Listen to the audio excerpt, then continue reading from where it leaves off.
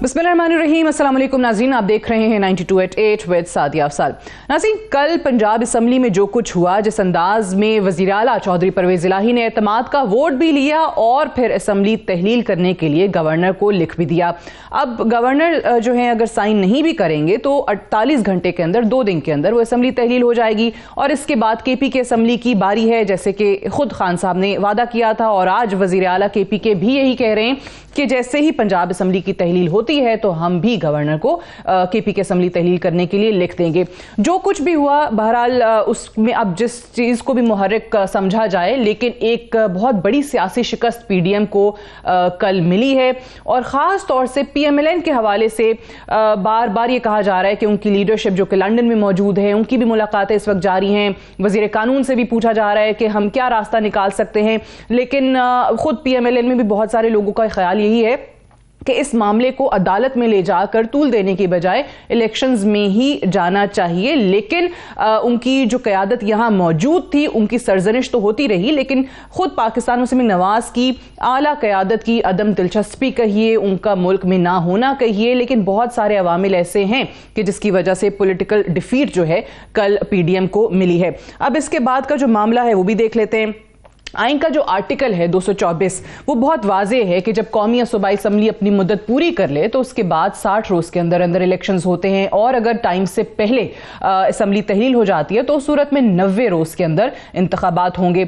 Article 112 के जरिए अगर गवर्नर चीफ मिनिस्टर की समरी पर दस्तखत नहीं करते तो 48 घंटे के अंदर असम्बली खुद ब खुद तहलील हो जाएगी, जिसके बाद चीफ मिनिस्टर केयर टेकर के लिए अपोजिशन लीडर को ख़त लिखते हैं, उनसे मुशावरत होती है और दोनों से निगरान वजीर आला के लिए 2 नाम भेजे जाएंगे। 3 दिन के अंदर निगरान वजीर आला पर चीफ मिनिस्टर और अपोजिशन लीडर का इत्तफाक ना हो तो मामला पार्लिमानी कमेटी को भेज दिया जाता है, जिसमें दोनों अतराफ की मुसावी नुमाइंदगी होती है। फिर पार्लिमानी कमेटी के पास भी 3 दिन का वक्त होता है। अगर वहां पर भी कोई इत्तफाक ना हो सके तो फिर मामला चीफ इलेक्शन कमिश्नर के पास चला जाता है और चीफ इलेक्शन कमिश्नर जो है वो 2 दिन के अंदर ये केयर टेकर सेटअप जो है वो बनाने के और इसके फैसले के पाबंद होते हैं। हमारे यहाँ जिस कदर सियासी पोलराइजेशन हो चुकी है उसमें लगता ऐसे ही है कि शायद ये मामला चीफ इलेक्शन कमिश्नर के पास जाकर ही खत्म हो, क्योंकि अभी लगता ऐसा नहीं है कि कहीं से दोनों अतराफ से बातचीत की या मुज़ाकरात की कोई सूरत बनती नजर आ रही है। हालांकि थोड़ी देर पहले पाकिस्तान तहरीक इंसाफ के फवाद चौधरी ने वफाकी हुकूमत को मुज़ाकरात की दावत भी दी है। एक तो ऑब्वियसली इसी तमाम सूरत हाल पर बात करेंगे जो कुछ पंजाब में हुआ है और इस पे आज की थोड़ी देर पहले की खबर ये भी है ज़राए से कि गवर्नर बलीगुर रहमान साहब जो हैं वो आज रात वज़ीर आज़म शहबाज शरीफ से मुलाकात भी करेंगे और उनकी तरफ से जो पंजाब में इलेक्शंस की डेट सामने आई है वो 12 अप्रैल है। 12 अप्रैल की तारीख तजवीज़ दी जा रही है गवर्नर साहब की तरफ से। साथ ही साथ परसों जो 15 जनवरी को सिंध में बल्दियाती इलेक्शन होने हैं उस पर भी बात करेंगे कि कराची और हैदराबाद के इलेक्शन को लेकर सिंध हुकूमत ये चाहती थी कि वो ना हो, मुलतवी हो जाएं, लेकिन इलेक्शन कमीशन ऑफ पाकिस्तान की तरफ से ये फैसला हुआ है कि कोई ऐसी सूरत नहीं है कि इलेक्शन डिले हो, इलेक्शन हर सूरत 15 को ही होंगे। इन तमाम चीज़ों के हवाले से आज के प्रोग्राम में हम बात करेंगे। हमारे साथ सैयद शमशान बुखारी साहब मौजूद हैं, सीनियर रहनुमाए पाकिस्तान तहरीक इंसाफ के, कादिर खान मंदोखेल साहब सीनियर रहनुमाए पाकिस्तान पीपल्स पार्टी के MNA हैं और मजहर अब्बास साहब सीनियर सहाफ़ी हैं, तज्ज़ियाकार हैं। आप तीनों को खुशामदीद कहते हैं, बहुत बहुत शुक्रिया। मजहर अब्बास साहब, आपके ज़रा तज्ज़िये से मैं आगाज़ करना चाहूँगी। पहले तो ऑब्वियसली पंजाब की सूरत हाल पर ही बात करते हैं। आपकी नज़र में ये क्या हुआ कि खुद पाकिस्तान तहरीक इंसाफ के इत्तेहादी ये कह रहे थे कि 4-5 लोग तो इधर उधर हो ही गए हैं। आज भी हम देख रहे हैं सोशल मीडिया पर PTI के लोगों की तस्वीर लगा के लोटे के अलकाबाद से उनको नवाज रहे हैं। तो फिर ये गिनती पूरी हुई कैसे, जिस पर अभी भी आप सुन रहे थे मलिक अहमद खान साहब थोड़ी देर पहले कह रहे थे कि ये बहुत बड़ा कोई खिलवाड़ इन्होंने आइन के साथ किया है, बंदे पूरे नहीं थे लेकिन फिर भी वोट पड़ गए। शुक्रिया सादिया। देखिए मसला ये है कि मलिक अहमद ख़ान कुछ भी कहते रहे, PMLN PDM कुछ भी कहती रहे, गवर्नर ने वोट ऑफ कॉन्फिडेंस का कहा था और गवर्नर ने जो वोट ऑफ कॉन्फिडेंस लिया चौधरी परवेज़ इलाही ने उसको एक्सेप्ट कर लिया और उन्होंने इस चीज़ को मान लिया कि 186 वोट थे और उन्होंने हाई कोर्ट में ये सबमिशन दी, तो केस तो ख़त्म हो गया उस लिहाज से। अब आप सियासी तौर पे कुछ भी कहते रहे और ग्राउंड पे भी यही है, जो मर्जी हो, सिर्फ एक्सक्यूजेज हैं यानी। मतलब मुझे तो नहीं लगता, मेरे ख्याल में पीडीएम ने एक और मिस एडवेंचर खेला, जिस तरह हमजा शहबाज वाले केस में हुआ था, वो भी मिस एडवेंचर था। गैर ज़रूरी तौर पे आप चीज़ों को, आपके पास अगर स्ट्रेंथ नहीं है तो आप गैर ज़रूरी तौर पे क्यों डिस्टर्ब करते हैं किसी एक सिचुएशन को। और ये सिर्फ पीएमएलएन या पीडीएम के हवाले से ही नहीं जाता, दूसरों के हवाले से भी जाता है कि हम एक डेमोक्रेटिक प्रोसेस को चलने नहीं देते, गैर ज़रूरी तौर पे उसको इंटरप्ट करते हैं और उसका नुकसान फिर सबको होता है। और यही हमने वोट ऑफ कॉन्फिडेंस के वक्त भी देखा था, जब नो कॉन्फिडेंस जब मूव हुई थी। इमरान खान की हुकूमत अच्छी थी, बुरी थी, इस पे दो राय हो सकती हैं, लेकिन वो एक प्रोसेस था, 1.5 साल उसके अंदर रह गए थे, उस प्रोसेस को आप कंप्लीट होने देते, जनरल इलेक्शन में जाते, और एक प्रोसेस जो था वो अपने डेमोक्रेटिक प्रोसेस अपनी कंटिन्यूटी के 15 साल मुकम्मल कर लेता। हमने उसे गैर ज़रूरी तौर पर डिस्टर्ब किया। पीडीआई की गवर्नमेंट उस पीरियड में जब वोट ऑफ नो कॉन्फिडेंस आया था, उस पीरियड में पीटीआई का ग्राफ देख लें, पीटीआई की पॉपुलैरिटी के सर्वेज देख लें और आज के सर्वेज देख लें, आपको फ़र्क पता चल जाएगा। तो मेरा ख्याल है कि उस वक्त की ऑपोजिशन ने और आज की हुकूमत ने जल्दबाजी से काम लिया और उसका उन्हें नुकसान हुआ और उनका नुकसान हो रहा है उनको।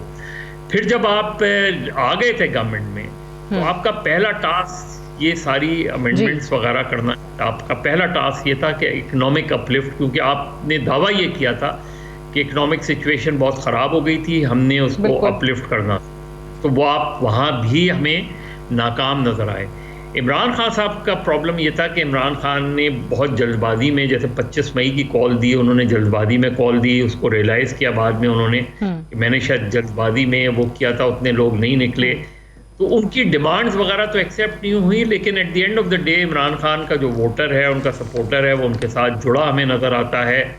और उसके बाद जो पीडीएम ने पहली अटेम्प्ट की, जो उस वक्त की थी जब हमजा शहबाज को लाने की कोशिश की थी, उसके दो नुकसान हुए। एक तो ये कि वो कामयाब नहीं हुई, दूसरी चीज़ ये कि उसके बदले में जो बाई इलेक्शन हुए और जिन लोगों को टिकट दिया गया, वो लोग थे जो इलेक्टेबल्स थे और जिनको पीएमएलएन के लोगों ने नहीं पसंद किया और उन्हें वोट नहीं पड़ा। नतीजा क्या हुआ कि 20 बाई इलेक्शन, 15 बाई इलेक्शन जो है वो पीटीआई जीत गई। ओवरऑल अगर आप देखें तो पीटीआई जो है उसको मुसलसल एक तरीके से रिजल्ट ओरिएंटेड उसको कामयाबी मिल रही है। और अब जब वो असेंबलियां तहलील करने जा रहे हैं, अभी तक यानी उनकी जो हिकमत अमली है, आप कहते हैं पीटीआई की, वो कामयाब जा रही है। ऑब्वियसली पंजाब में इलेक्शन होगा, जो हम कहते हैं कि इमरान खान को हुकूमत से निकालने के बाद बार बार कहा जाता है कि उनकी मकबूलियत में इजाफा हुआ है, वो इलेक्शन में नज़र भी आ जाएगी। पंजाब में और केपीके में जब इलेक्शन होगा, पूरे मुल्क में इलेक्शन होता है नहीं होता उसकी कोई सूरत फिलहाल तो नज़र नहीं आ रही। बकौल पीडीएम के 2 सूबों में इलेक्शन हम करवाने जा रहे हैं। बट शमशान बुखारी साहब, ये फरमाइएगा कि आपको क्या लगता है कि ये मामला जो केयर टेकर का है, निगरान वज़राए आला का मामला होगा केपीके में या पंजाब में, ये चीफ इलेक्शन कमिश्नर तक ही जाकर रुकेगा या कोई सूरत ऐसी निकल सकती है कि ऑपोजिशन के साथ मिल बैठ के मुशावरत के साथ किसी एक नाम पर वज़ीर आला के लिए इत्तफाक हो सके? बिस्मिल्लाहिर्रहमानिर्रहीम। सादिया, पहले मैं आपने जो इंट्रो आज दिया है और उसके बाद मज़हर अब्बास साहब ने जो फरमाया है, मैं समझता हूँ कि आप लोगों ने कोई चीज़ ऐसी छोड़ी नहीं है जिसका तज्ज़िया किया जा सकता हो। मतलब आपका भी बिल्कुल हरफ बहरफ आइन के मुताबिक इंट्रो जो आइन देता है आपको, और मज़हर अब्बास साहब ने भी जो फरमाया है वो बिल्कुल ठीक फरमाया है। मैं गुजारिश आपसे ये करूँगा कि मैं ज़ाती तौर पर, चूँकि पोलिटिकल माइंड हूँ, मेरी ख्वाहिश होगी कि ये इलेक्शन कमीशन ना करे, ये लीडर ऑफ द हाउस और लीडर ऑफ द अपोजिशन करे। मगर अभी तक जो हट दरमी या इस तरह के मामला जो नज़र आ रहे हैं, उसमें तो नज़र आता है कि ये शायद जाए इलेक्शन कमीशन तक। मगर मैं समझता हूँ कि अगर सेंस प्रीवेल करे तो ये इलेक्शन कमीशन तक नहीं जाना चाहिए और इत्तेफाक होना चाहिए। उसमें हमारी तरफ से चौधरी परवेज़ इलाही साहब ने बाकायदा आज जो है राब्ता शुरू कर दिया है हमजा शहबाज साहब के साथ, और उनको वो नाम देंगे, वो अपने नाम देंगे। अगर ये हो जाए, देखें उसके बाद भी अगर इलेक्शन कमीशन भी करता है तो नाम वही जाते हैं, वही जो 4 नाम होंगे इलेक्शन के पास भी वही 4 नाम जाने, 2 ऑपोजिशन की तरफ से और 2 हुकूमत की तरफ से, ये नहीं कि कोई ऊपर से नाम आ जाना है। तो बेहतर ये है कि वो कर दे ताकि एक आईनी प्रोसेस चले और जो नॉर्म्स हैं, नॉर्म्स को प्रैक्टिस किया जा सके। तो देखें क्या होता है। और दूसरी बात ये है कि ये आपने अभी मलिक अहमद खान साहब का हवाला दिया, वज़ादार आदमी हैं, लेकिन मुझे समझ नहीं आती कि वो खुद हाउस में मौजूद थे। देखें हमारी स्ट्रेंथ 190 थी, 190 में मजारी साहब पहले चले गए थे, वो उन्होंने आना ही नहीं था। मसूद साहब पहले चले गए थे, उन्होंने आना ही नहीं था। मुमना बीबी का हमें पता था। फैसल साहब कल आए नहीं, चीमा साहब, मगर आज उनका मीडिया पे एक चल रहा है कि उन्होंने, लेकिन बहरहाल वो नहीं आए। अब 190 में से जब 4 नहीं आए तो 186 होने चाहिए थे, 186 थे। तो मुझे नहीं समझ आती कि ये कौन सी कहानी वो गढ़ रहे हैं। इन्होंने आराम ये हाउस में मौजूद थे जिस वक्त इन्होंने देखा, जो मुझे नहीं पता कि इन्होंने कुछ लोगों से बातें की होंगी, कुछ हमारे लोगों ने कहा कि उन्हें प्रेशर्स आए, उनको कैरेट एंड स्टिक दोनों काम किए गए, मगर वो लोग नहीं माने। लोग इमरान खान के साथ खड़े हैं और वो खड़े रहे। और PMLQ के बारे में भी यही तबसरा था, वो नहीं मानेंगे। आज मैं जावेद चौधरी साहब का सुन रहा था, उन्होंने कहा जी मेरे तीनों अंदाजे गलत हो गए। तो इस तरह बहुत सारे लोगों के अंदाजे थे जो चौधरी परवेज इलाही साहब ने गलत साबित किए। और इमरान खान साहब ने जिस तरह अपने आप को खड़ा रखा जमहूरियत के साथ, अपने नजरिए के साथ, अपना नुक्ता नजर के साथ, लोग उनके साथ खड़े हो गए। MPs MNs नुमाइंदा होते हैं अवाम के, वो अवाम की नब्ज को जानते हैं, वो भी सारे के सारे खड़े हो गए। अब बेहतर ये होगा, देखें बेहतर ये होगा, पाकिस्तान बड़े क्राइसिस से गुजरा है। इस वक्त जो इकोनॉमी की हालत है वो गुफ्ता बे है, और उसमें बड़े बड़े दावे करने के बावजूद we are going down south in a fast pace, कि हम बिल्कुल नोज डाउन कर रही है इकोनॉमी हमारी, जो हमारे लिए किसी सूरत भी अच्छा नहीं। हम एक न्यूक्लियर स्टेट हैं, हम एक जिम्मेदार स्टेट है, मुस्लिम दुनिया में हमारा एक मुकाम है, हमारी जियोपॉलिटिकल सिचुएशन ऐसी है कि दुनिया हमें इग्नोर नहीं कर सकती। ये सारी चीजें लेने के लिए फ्रेश मैंडेट चाहिए। फिर जिसको भी वो मैंडेट मिले वो अक़वाम आलम से बातें करे ताकि मुल्क तरक्की कर सके। और आखिर में मैं एक लफ्ज कह लूं, बात यह है कि ये 2 आइन इसकी इजाजत देता है कि हम 2 असेंबलियां तोड़ें और ये सिर्फ 2 असेंबलियों का इंतखाब करा दे, लेकिन मुल्क के हालात इस बात के इजाजत नहीं होते। मेरे ख्याल में अगर सेंस प्रीवेल करे तो हमें इलेक्शन की तरफ चले जाना चाहिए। अब कहते हैं पूरे मुल्क का इकट्ठा हो, जनरल इलेक्शंस हो, बिल्कुल ठीक है। अब पहले तो मैं ये चाहूंगा मुल्क के लिए वो बेहतर है। परवेज इलाही साहब को लेकर बात की जाती थी कि वो कभी असम्बली नहीं तहलील करेंगे। फिर खान साहब क्योंकि वहाँ बैठे हुए हैं कि जी उनको भी एक अपनी हुकूमत की प्रोटेक्शन है, KPK में भी और पंजाब में भी। फिर हुआ क्या परवेज इलाही साहब के हवाले से आप लोगों के सबके अंदाजे गलत क्यों हो गए? मुझे अभी भी शक मुस्कुरा रहे आप। मुझे अभी भी शक है, अभी भी कोई ना कोई चाल है उसके अंदर, पता नहीं मेरे दिल में। अरे अब क्या, अब तो मतलब ऑटोमेटिकली इसी के अंदर भी चाल है, पूरे खत्म हो जाएंगे। इसी के अंदर भी चाल है। क्या चाल? मुझसे ना पूछे खामखा। अब क्या चाल है? फिर अगला मुझे बोलेंगे ये नहीं बताइए अब क्या चाल है? इस शख्स को सियासत की इन सारी खेल से बाहर करने का, ठीक है अब आगे वक्त बताएगा, मेरे ये जुमला नोट करके रख ले। ठीक आप कह रहे हैं अभी भी चाल है? अभी भी चाल है। तो ऑप्शंस क्या बचे हैं? आप तो खुद कानूनदान हैं। ऑप्शन ये बचा हो। मुझे बड़ी हैरत हो रही है, शमशान बुखारी साहब पीपल्स पार्टी के साथ बड़े ज़बरदस्त रहे हैं और असल जमहूरी पार्टी को उन्होंने देखा है।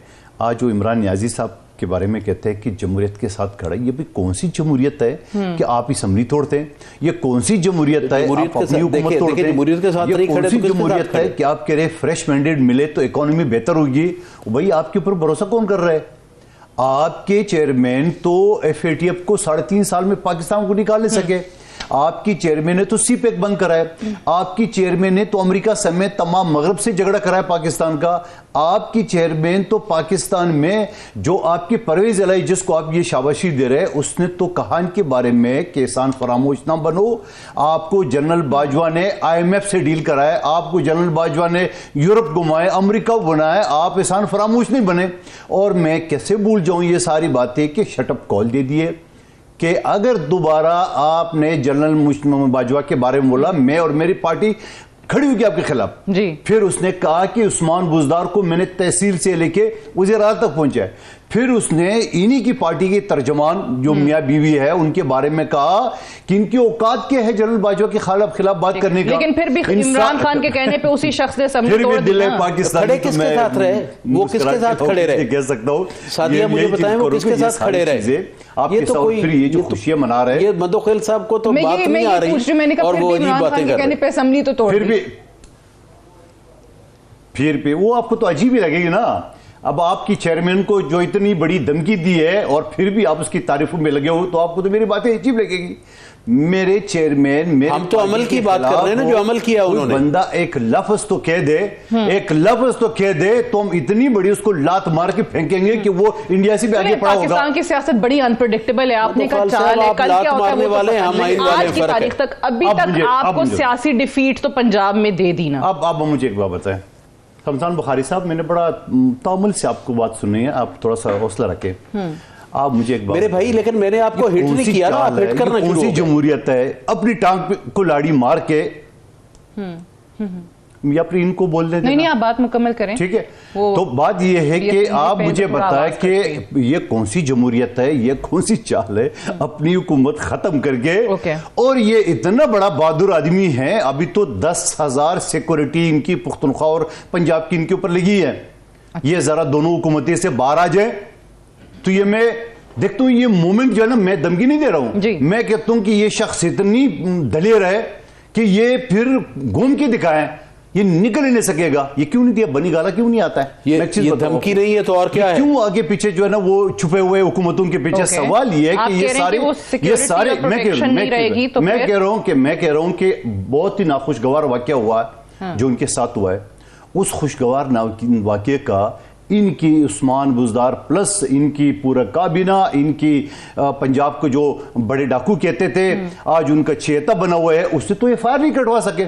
और फिर उसको भी छोड़िए, जो उसने अपनी लॉन्ग मार्च, तो मैं नहीं कहूंगा कटमट शॉट जो किया, लॉन्ग मार्च तो पीपल्स पार्टी का जो दिन रात 10 दिन हम रात और रोड पे थे, उस शख्स ने जब गुजरात में भी जलसा हुआ तो ये और मोने से लाई, सद के जाऊं मोने से लाई, तो इनका सबसे करप्ट तरीन आदमी था, वो तो काबीना में नहीं ले रहे। तो ये मैं नहीं कह रहा हूं, इनकी वालिद मोहतरम का कि मुनस को तो एक्सेप्ट नहीं कर रहे थे। ये मैं ये कह रहा हूं, मैं ये कह रहा था आपको सिर्फ सादिया बीबी, मैं आपसे ये कह रहा हूं कि इन सारी बातों के बावजूद सादिया भी या तो जवाब ले इन बातों का, वो हमारे साथ है, वो सब कुछ है। तो मैं ये कहूंगा कि यार ये कौन सी सियासत है? कोई अखलाकियात होती है, कोई थोड़ा सा एहसास होता है, कोई लिहाज होता है। उस आदमी ने तो अच्छा मुझे एक बात बताओ, इससे ज्यादा गाली गलोच क्या हो सकती है? मुझे एक बात बताओ। अच्छा, इतने तो अपोजिशन माजरत आपकी बारी है, अंडरस्टैंड, मैं आपकी तरफ दोबारा आती हूँ। बुखारी साहब जरा क्विकली जवाब देना चाह रहे हैं, फरमाइएगा।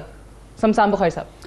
नहीं, मैं तो जी मदर साहब कर ले बात। मैं तो सिर्फ ये कहना चाहता हूं कि मंदोखेल साहब ने सवाए एक मतलब फिरोई बातों की और कोई बात नहीं की। बात सिर्फ इतनी है कि चौधरी परवेज इलाही साहब का जो एक्शन है, क्या वो नहीं है जो इमरान खान साहब ने नहीं किया? और 1973 के आइन के बानी शहीद जुल्फकार अली भुट्टो हैं, क्या उस आइन में असेंबली तोड़ना अगर हालात ना रहे जायज है या नहीं है? ये किस तरह गैर जमहूरी हो गया? ये ठीक है जी, किस तरह गैर जमहूरी हो गया। मैं एक ब्रेक ले लूं, ब्रेक से वापस आएंगे, मजहर अब्बास साहब की तरफ जाऊंगी right after the short break.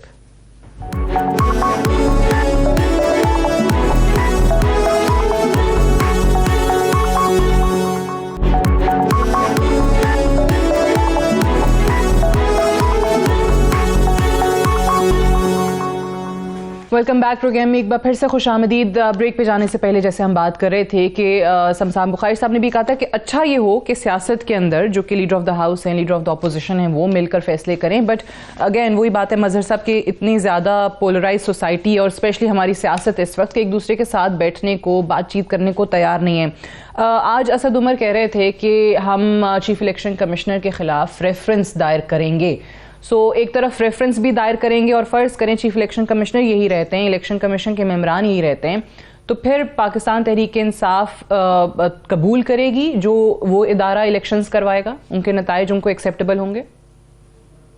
देखिए, पहली चीज़ ये कि बहुत पहले मेरा ख्याल है पिछले साल इन्होंने एक रेफरेंस फाइल किया था सुप्रीम जुडिशल काउंसिल में चीफ इलेक्शन कमिश्नर के खिलाफ, और फिर वो वापस ले लिया था। और ये कह के वापस ले लिया था कि दोबारा इसमें कुछ चीज़ें तरमीम करके दोबारा फाइल किया जाएगा। सवाल ये कि इतने महीने क्यों लगा दिए उन्होंने? और उसके बाद जो ज़िमनी इलेक्शंस हुए उनमें उन्होंने पार्टिसिपेट किया, उसी इलेक्शन कमीशन के अंडर पार्टिसिपेट किया। अभी जो कराची में, हैदराबाद में, इन जगहों पे लोकल बॉडीज़ इलेक्शंस हो रहे हैं, उसके अंदर वो उसी इलेक्शन कमीशन के अंडर पार्टिसिपेट कर रहे हैं।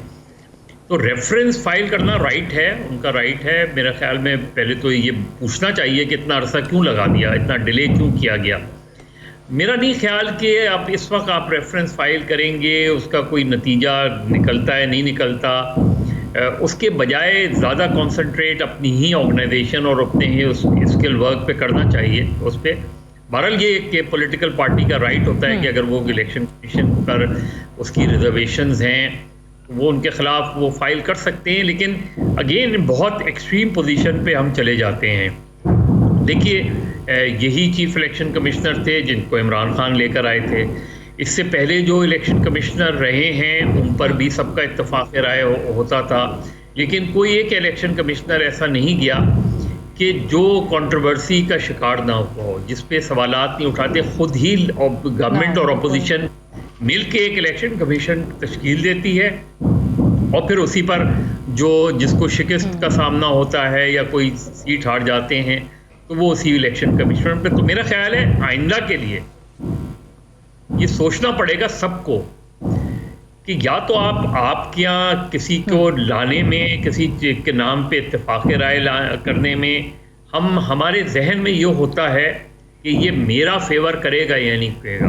अगर हमारे जहन में ये हो कि नहीं, इसका एक बैकग्राउंड जो रहा है, एक अपराइट ऑफिसर का रहा है, एक अपराइट ज्यूरिस्ट का रहा है और इसने बहुत से ऐसे फैसले भी किए हैं जो हुकूमत वक्त के ख़िलाफ़ गए हों, ये सारी चीज़ें सामने रखते हुए मेरिट का क्राइटेरिया यही होता है। मेरिट का क्राइटेरिया ये है कि कौन मुझे सूट करता है और उसी में हम नुकसान उठाते हैं। बिल्कुल। तो मेरा ख्याल में अभी रेफरेंस फाइल होता है, उसका कब होता है फैसला अभी मुझे नहीं पता, लेकिन आइंदा के लिए ये सबबंदी ज़रूर करनी चाहिए और वो सिर्फ उस सूरत में हो सकती है कि पार्लियामेंट मजबूत हो। पार्लियामेंट उस सूरत में मजबूत हो सकती है जब गवर्नमेंट और अपोजिशन एक दूसरे से इंटरेक्ट करें, और वो उसी तरह उसी वक्त कर सकते हैं कि जब हम एक पोलराइजेशन को ख़त्म करें। इख्तलाफात लाजमी होते हैं, लेकिन इख्तलाफात में जो लैंग्वेज है उसका इस्तेमाल बिल्कुल सही है। जो आईनी मामलात हैं, जो कानून साजी करनी है, उन पे तो ये एटलीस्ट अपने रिजर्वेशंस या अपने इख्तलाफात को भुलाकर हमारे सियासतदानों को इकट्ठा बैठना चाहिए, बट अनफॉर्चुनेटली वो भी नहीं हो पाता है। लेकिन ऑब्वियसली अगर कौमी असम्बली की भी बात करें, पार्लियामान की बात की, तो सूबाई असम्बलियाँ पार्लियामान का हिस्सा हैं, जो कि 2 अब तहलील होने जा रही हैं, फिर वफाकी हुकूमत पे आ जाएं या नेशनल असम्बली पे आ जाएं। तो शमशान बुखारी साहब, अभी थोड़ी देर पहले हमारे पास खबर ये आई है कि इमरान खान साहब की एक मीटिंग हुई और वहाँ पे ये बात हुई है कि वो अब सदर को कहेंगे कि वज़ीर आज़म शहबाज शरीफ को एतमाद का वोट लेने को कहें। तो आपको लगता है कि वज़ीर आज़म जो है वो नंबर पूरे नहीं कर सकेंगे और यही आपकी उम्मीद भी है कि फिर इसी के साथ वफाकी हुकूमत भी तहलील हो, नेशनल असम्बली तहलील हो, वफाकी हुकूमत की भी छुट्टी हो और फिर इलेक्शंस पूरे मुल्क में ही हो? जी, पहली बात तो ये है कि मेरे ये इल्म में नहीं है क्योंकि मैं आपके प्रोग्राम में बैठा हूँ कि अभी इस तरह हुआ, लेकिन अगर ये भी बात हो तो इसमें कौन सी ऐसी चीज़ है जो आईनी नहीं है, कौन सी ऐसी चीज़ है जो आईनी नहीं है।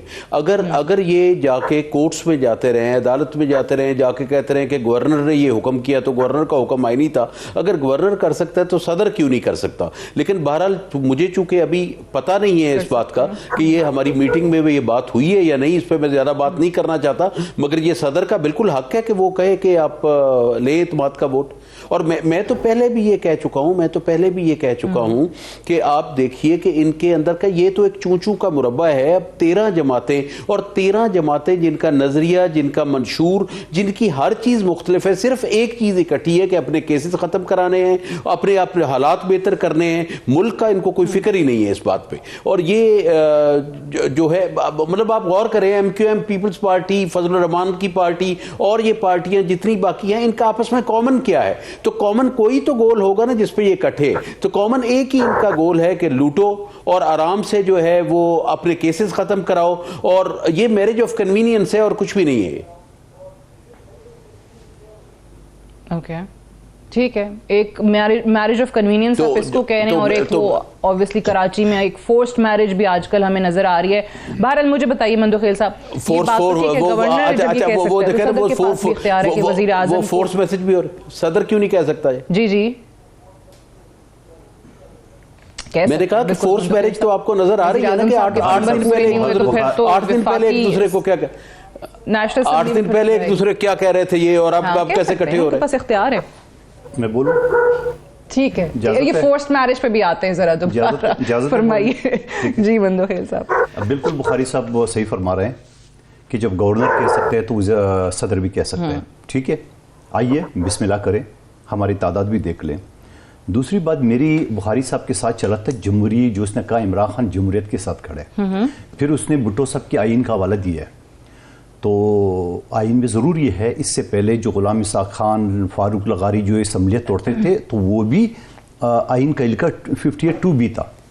और इसको मैं कंपैरिजन करूँगा इसके साथ कि क्या तलाक जो है ना वो इस्लामी है, तलाक नापसंदीदा अमल है, नापसंदीदा अमल है, मगर जायज भी करार दिया गया। ठीक है, तो आप उसको इस्लामी तो नहीं कह सकते हो, आप उसको ये तो नहीं कह सकते कि एक बहुत बड़ा जैसे जमहूरी बात कर रहे हैं, आप जमहूरी कैसे कह सकते हो? यानी जवाब करना, आप जमहूरी तो नहीं कह सकते हो, ये भी कह सकते हो कि सुन ले बुखारी साहब, एक तो आपको पता नहीं आज क्या हो गया, सब्र नहीं है। बात यह है कि आप मुझे वो बताओ कि आप उसको सब्र भाई, तो आप बोलो, मैं जवाब दूंगा आपका इंशाअल्लाह। और फारूक मंदोखेल साहब बात मुकम्मल कर लें। जी बुखारी साहब सुन लें मंदोखेल साहब, नहीं आप करें बात। खुश है ना वो इलेक्शंस की तैयारी में, अप्रैल नजर आ रहा है उनको, पीटीआई जीतती हुई नजर आ रही है। सुनाए खुश है। अच्छा, दूसरी बात ये कि आप उसको जमहूरी नहीं कह सकते हो, आप ये कह सकते हो आइन का एक किस्सा है जो इस्तेमाल किया फारूक लगारी, और इसने आज परवेज इलाही भी उसके सब में खड़ा हो गया, तो ठीक है, आपको मुबारक हो ये जमहूरियत। दूसरी बात जो ये कह रहे तेरे जमातें और तेरे जमाती, इनका वो नहीं है आपस में। एक तो ये कि तेरे जमाती करे, तेरे जमाती है क्या हुकूमत में? नून लीग, पीपल्स पार्टी, एमक्यूएम तो अभी हमारे पास आ गई है, उसमें इतनी तेरे जमातों में नहीं शुमार है, और वो एएनपी का एक सीट, जमात, ठीक है, ये 2-3 पार्टियां, ये तेरे एक है, 2-3 पार्टियां, सब क्या हो गया आज? एएनपी है क्या हुकूमत में कौन? आपने 6 के तो आपने अभी नाम ले लिए। नहीं 6 नहीं ये 6 ना, आप दोबारा सुन ले, अभी बुखारी साहब की तरह बेसब्र हो गए क्या? नहीं आपने खुद 6 के नाम नहीं लिए 6 ना, दोबारा गिनाता। अच्छा चलो, आप खुद ले रहे हो मंदोखेल साहब, मुझे जरूरत ही नहीं है एनपी। उसके बाद 5वां कौन सा है? उसके बाद अच्छा एमक्यूएम और बाप पार्टी, वो तो बाद में इनकी तो तेरे जमातों में तो नहीं आता है उसमें। नहीं है तो अलग है, जो तेरे जमाती धड़ा है वैसे पीडीएम का। चलें, हाँ वो चौधरी शुजात वाले तारिक बशीर चीमा साहब। अच्छा, ये जो बात कर रहे थे ना, एक तो ये चीज पता नहीं क्यों नहीं बोलने दे रहे आज, ये कह रहे कि इनका आपस में बोलने दे, बुखारी साहब बोलने दे, क्या आपके चेयरमैन ने परवेज इलाही को पंजाब का सबसे बड़ा डाकू नहीं कहा? तो आपकी कॉमन अटेंशन कैसी है? क्या शेख रशीद को चपरासी न रखूं तो सबसे बड़ा वजीर दाखिला बन गया? तो यार अपनी अमल भी तो देखो आप, अपनी सारी चीज। दूसरी बात ये सारी चीज़ें जो कर रहे हैं, ये जो आप सिलसिले गिनवा रहे, कह रहे हैं इनकी हुकूमत को नहीं पता और ये इनको अपनी मिल गया। क्या मुझे बताओ, आपने 3.5 साल में जो आपने 1 करोड़ नौकरियां 50 लाख देने थे, क्या आपने किए? आपने अपनी बहनों के करोड़ों रुपए माफ कराए 25% जुर्माना अदा करके। पाकिस्तान का वाहिद आदमी है, हम पे तो इल्जाम लगा रहे थे ये सर्टिफाइड नायल है कि नहीं है? तो मान्य हो, पाकिस्तान के एक आईनी अदारे इलेक्शन कमीशन ने इसको डिस्क्वालीफाई किया। दूसरी बात मुझे एक बात बताओ कि ये जो बातें कर रहे हैं सारे, आप मुझे बताओ कि इनके कौल और फेल में तजाद है कि नहीं है? सुबह कुछ शाम कुछ। और फिर दूसरी बात क्या हो गया, आपने इतनी बड़ी मुल्क दुश्मनी कर दी आपके वजीर खजाना ने कि IMF की डील को सबोताज करने की आपने कोशिश की।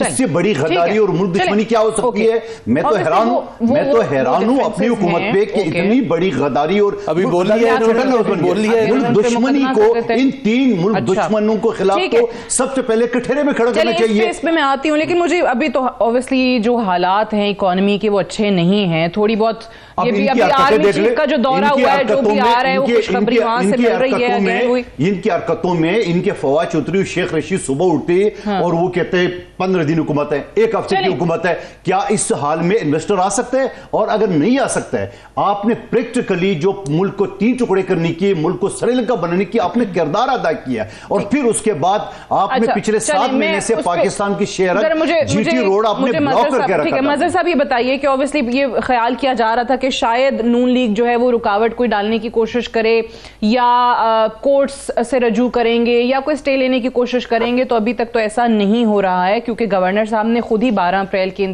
पंजाब में इलेक्शन की तारीख भी तजवीज़ कर दी है वज़ीर आज़म को। और अभी तक जो खबरें आ रही हैं वो ये कि हमजा शहबाज, मरियम और नवाज शरीफ साहब जो है वो वापस भी आ रहे हैं इसी महीने।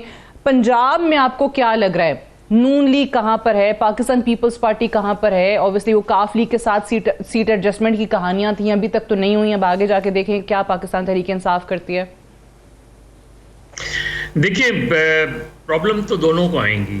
जब इलेक्शंस होगा तो जाहिर है पीएमएलक्यू तो पीटीआई के साथ जाएगी, इसमें तो कोई दो राय नहीं है। अब वो एक तजवीज़ ये भी थी कि समसाम साहब बेहतर बता सकते हैं कि पीएमएलक्यू जो है मर्ज हो जाए पीटीआई में, तो उससे ज़्यादा सीटें मिलने का उनको इम्कान हो सकता है।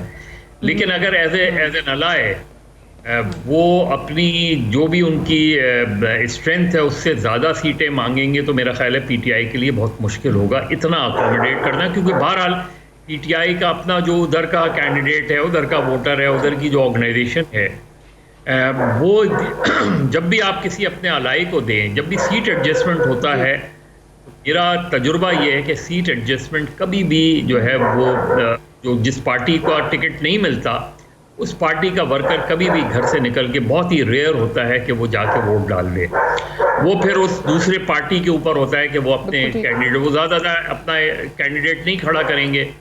लेकिन क्या पीएमएलक्यू वो सीट निकाल पाएगी वाली जिसको पीटीआई सपोर्ट करेगी?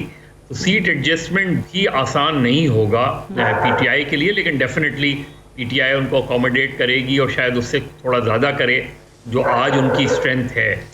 दूसरा, पीएमएलएन के लिए बड़ा इम्तिहान होगा टेस्ट। ऐसा नहीं है कि पीएमएलएन वाइप आउट हो जाएगी पंजाब में, I don't think so. Election की अपनी डायनामिक्स होती हैं, जब इलेक्शंस की फ़ज़ा बनेगी, और अभी भी तमाम तर उसके बावजूद जहाँ पीएमएलएन हारी है वहाँ भी उन्होंने अच्छा खासा वोट लिया है।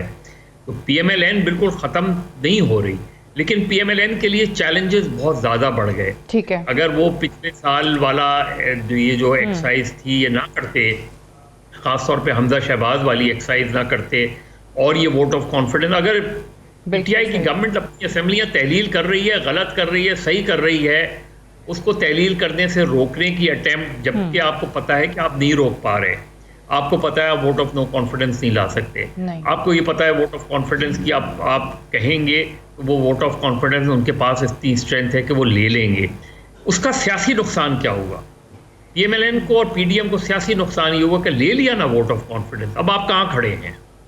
उन्होंने तो हासिल कर लिया जो हासिल करना। वही काम अगर वो आज से 1 महीने पहले तहलील कर देते तो आप फुल फ्लैज इलेक्शन में जाते और इस चीज यही बात करते कि तहलील करके गलती की, लेकिन ये बात आप इलेक्शन में करते तो आपको ज्यादा सियासी वो होता। तो मेरे ख्याल में पीएमएलएन के लिए और पीडीएम के लिए ज्यादा बड़े चैलेंजेस हैं बनिस्बत पीटीआई के लिए, क्योंकि पीटीआई का वर्कर तो ऑलरेडी चार्ज्ड है। पीएमएलएन ने और पीडीएम ने अपने वर्कर्स को अभी चार्ज करना है, उन्हें निकालना है। नवाज शरीफ साहब करना आते है हैं, ऑब्वियसली, वो तो खान साहब जब से उनकी हुकूमत खत्म हुई है वो तो तब से एक इलेक्शन मोड में चल रहे हैं, उनकी पार्टी चल रही है, जलसे भी हैं, लॉन्ग मार्च भी है, सब भी है, तो उनका कारकुन, उनका वोटर जो है वो तो ऑब्वियसली एक चार्ज्ड इस वक्त वर्कर हमें नजर आता है। एक ब्रेक मुझे लेनी है, ब्रेक से वापस आएंगे, डिस्कशन को हम यहीं से आगे बढ़ाएंगे। Stay tuned.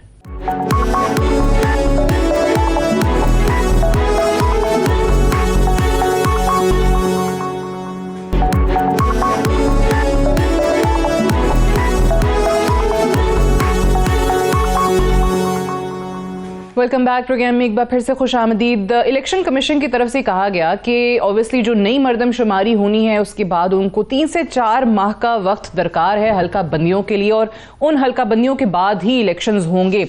अब ये समसा वो चीज़ है विच पीटीआई ऑल्सो वांटेड कि जी नई मरदमशुमारी हो, फिर हल्का बंदियां भी हों और उसके बाद जाके आम इंतखाबात हों। सो ऑब्वियसली इसका मतलब तो ये है कि अप्रैल में जिस तरीके से अब जो 12 अप्रैल की हम तारीख सुन रहे हैं या जो भी तारीख होती है अप्रैल की, उसमें तो नहीं, रमजान तो है, लेकिन वो ये भी तो मंदोखेल साहब बार बार कहते हैं ना कि जी कोई कदगन तो नहीं है, करवा सकते हैं। अब ये एक तो मंदोखेल साहब ने बीच में एक जिमनी सवाल भी कर दिया कि जी रमजान है। सो आपको लगता है कि ये कोई इलेक्शन कमीशन के पास एक्सक्यूज हो सकता है और पंजाब के अंदर केपीके में इलेक्शन जो है वो पुरानी मरदमशुमारी और पुरानी हल्का बंदियों पर ही होंगे? फिर देखिए, इसमें बड़ा क्लियर है, आपकी ख्वाहिश हो सकती है, आपकी ज़रूरत हो सकती है कि आप मरदमशुमारी की तरफ जाएं, आप हल्का बंदियों की तरफ जाएं, मगर आइन से मुतसादिम कोई चीज़ नहीं हो सकती। ये बिल्कुल वाज़ेह है और क्लियर है। अब आइन इलेक्शन कमीशन को या हुकूमत पाकिस्तान को सिर्फ ये इजाज़त देता है कि ये लेट से लेट भी, फ़र्ज़ करें कल 14 तारीख को अगर तहरील होती है, गवर्नर कल अगर दस्तखत नहीं भी करेंगे तो कल तहरील हो जाएगी, तो कल अगर होती है 14 को तो ज़्यादा से ज़्यादा ये 13 अप्रैल तक खींच सकते हैं। 90 दिन के अंदर है, 90 दिन के बाहर कुछ नहीं जा सकता। दूसरा, ये जो लेम एक्सक्यूजेज हैं, मुझे अब ये बताएं, इलेक्शन कमीशन का काम क्या होता है? इलेक्शन कमीशन का काम इलेक्शन करवाना होता है, इलेक्शन रुकवाना नहीं होता। ये अजीब तरह का इलेक्शन कमीशन है कि किसी की ख्वाहिशों पे उसका जो है वो मूड बदल जाता है या इस तरह होता है। अब आप ये देखें कि कल ये जो कराची में और हैदराबाद में और जिस तरह ये रुकवाया ये मंदोखेल साहब की जमात ने और MQM ने, आज उसको स्ट्राइक डाउन कर दिया उन्होंने। ये दोबारा जा रहे हैं, मैं सुन रहा था। तो इलेक्शन जो है ना, अगर इलेक्शन कमीशन ने अपना कद बढ़ाना है और ये साबित करना है कि वो गैर जानिबदार हैं, तो उनको इलेक्शन होल्ड करने पड़ेंगे 90 दिन के अंदर अंदर। हाँ। उनको होल्ड करने पड़ेंगे 90 दिन के अंदर अंदर, और उसके अलावा कोई चारा नहीं, क्योंकि आइन आपको इस चीज की इजाजत नहीं देता कि आप 90 दिन के ऊपर चले जाए। और अगर हुकूमत अपने आप खत्म हो जाती है तो फिर उसमें 60 दिन का वक्त होता है। तो जो आइन में लिखा हुआ है 1973 से चल रहा है, आगे हमने इस आइन के साथ जो खिलवाड़ किए, पीछे ये 58(2)B की बात कर रहे थे। 58(2)B और ये दोनों चीजें डिफरेंट है। 58(2)B जो है वो ज़ियाउल हक की दी हुई चीज थी, और ज़ियाउल हक की दी हुई चीज पे फिर इसहाक खान ने या लगारी साहब ने और भी बड़ा कुछ हुआ, किसी असेंबली ने मुद्दत ही नहीं पूरी की। ये एक आईनी रास्ता है जो चीफ एग्जीक्यूटिव है सूबे का, जो पार्लिमानी लीडर है हुकूमती पार्टी का, वो कर रहे हैं। इसमें फर्क है दोनों चीजों में। तो ये लेम एक्सक्यूजेज हैं। अगर ये इलेक्शन के लिए तैयार हैं, अगर ये समझते हैं इनकी पॉपुलैरिटी है, तो फिर मैदान में आए, इलेक्शन लड़े। सही है। तो फिर ऑब्वियसली वो मर्दमशुमारी, हल्का बंदियां या रमजान जो मंदोखेल साहब कह रहे हैं उससे कोई फर्क नहीं पड़ता। वो अच्छा, रमजान में सादिया आप अभी निकाल लें 1997 का इलेक्शन रमजान शरीफ में हुआ था, आप अभी निकाल के देख लें। रमजान में कोई कदगन नहीं। ठीक, ओके, चलो, मेरे इलेक्शन भी रमजान में बिल्कुल सही। अच्छा, बुखारी साहब ज्यादा परेशान हो, मेरे इलेक्शन भी रमजान में होता। इलेक्शन हो सकते हैं रमजान में, कोई परेशान हो ही नहीं। मुझे तो रमजान की बरकत अच्छी नजर आ रही है भाई। कराची और हैदराबाद वाले क्यों आप डिले क्यों करवाना चाह रही थी आपकी हुकूमत? देखिए, शमशान बुखारी साहब जो है ना, वो इलेक्शन, वो आपने फोर्स्ड मैरिज का भी पूछना था इनसे, तो तारीफ भी कर रहे थे कि इलेक्शन कमीशन ने जो तो काम किया, की बात बिल्कुल सही है ना, आप इदारे वो सही है जो हमारी मर्जी का काम करे। मैंने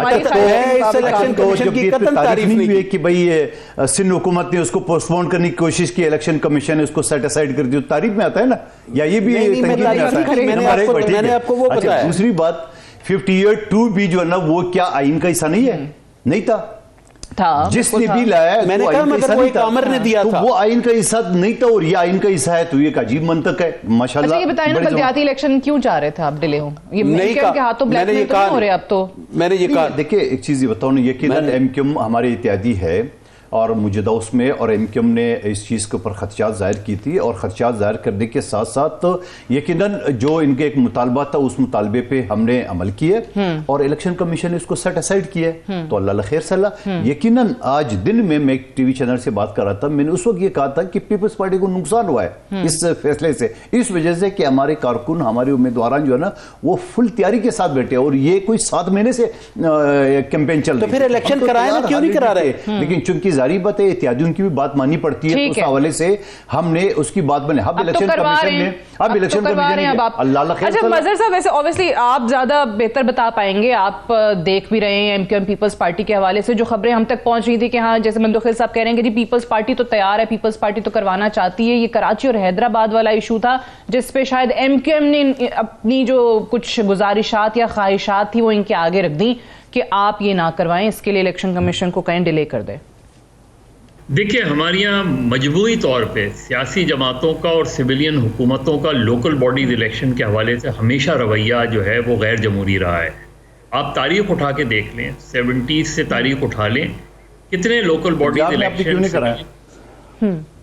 कितने local bodies election civilian setup में हुए हैं और कितने लोकल बॉडीज इलेक्शन सवाल पंजाब में आपने हुकूमत तोड़ दी है। मजहर साहब पंजाब का जवाब ही देंगे, बाद में बुखारी साहब से लेते हैं पहले। जी मजहर साहब, वो भी बता रहा हूँ, मैं वही बात आप ये भी नहीं मंदुखिल साहब को पता लग रहा बोल कौन रहा है? यही बात कह रहा हूँ, स्क्रीन पे नहीं आ रहा है ना, स्क्रीन पे नहीं आ रहा है, मजमूई तौर पे ये रवैया हैं। देखिए, इलेक्शन कमीशन की बात अभी शमशान साहब कह रहे थे, तो इलेक्शन कमीशन के लिए पर तो ये लाजिम होता है कि अगर लोकल बॉडीज इलेक्शन का टेन्योर ख़त्म हो जाए तो 120 रोज़ के अंदर इलेक्शन हो जाने चाहिए। कौन रोकता है इलेक्शन? गवर्नमेंट्स रोकती है ना। हाँ, बिल्कुल सही। 2020 अगस्त 2020 में पिछली लोकल गवर्नमेंट का टेन्योर ख़त्म हो गया था, उसके बाद 120 रोज़ के अंदर इलेक्शन होने थे। पंजाब में पीटीआई की गवर्नमेंट थी, उन्होंने नहीं होने दिए। यहाँ पीपल्स पार्टी की गवर्नमेंट थी, इन्होंने नहीं होने दिए। ये खैबर पख्तूनख्वा और उधर भी यही सूरत हाल रही। तो हमारे यहाँ और लोकल बॉडीज़ नर्सरीज होती हैं पॉलिटिकल, हज़ारों लाखों की तादाद में पॉलिटिकल वर्कर्स आते हैं। अगर आप इनको प्रोसेस में बिल्कुल इसी तरीके से मरदमशुमारी ले लें, लाजमी होता है मरदमशुमारी हर 5 साल बाद। हमारी यहाँ गवर्नमेंट्स डिले करवाती हैं। आप डिलिमिटेशन, उसका एक प्रोसेस है कि फौरन 5 साल के बाद मरदमशुमारी होती है, उसके बाद डिलिमिटेशंस होती हैं। तो हमारे यहाँ जो अनफॉर्चुनेटली जो सिविलियन गवर्नमेंट्स रही हैं उनका, इवन आप सीसीआई ले लें, ठीक है, आइन में वाज़े तौर पे लिखा है कि सीसीआई का हर 90 रोज के अंदर एक इजलास लाजमी है, लेकिन नहीं करवाते हम। यहाँ क्या हुआ, पीपल्स पार्टी की सिंध गवर्नमेंट ने 3 जमातों के साथ रिटन एग्रीमेंट किए आज से 1 साल पहले। जमात इस्लामी के साथ किए, एमक्यूएम के साथ किए, पीएसपी के साथ किए। उसी वक्त अगर आप इन चीज़ों को एड्रेस कर लेते तो आज ये सिचुएशन नहीं होती हमारे यहाँ। बिल्कुल तो सही, ये सही कह रहे हैं। हमारे यहाँ ऑब्वियसली वो फिर अदालतें फैसला करती हैं, बलदियाती इलेक्शन जो हैं वो अदालतों की, सुप्रीम कोर्ट की मरहून मिन्नत होते हैं। अनफॉर्चुनेटली सियासी जमातों की तवज्जो नहीं होती।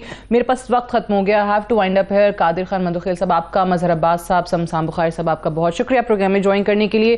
That's all for tonight, I see tomorrow इंशाल्लाह। इजाजत दीजिए, खुदा हाफिज़।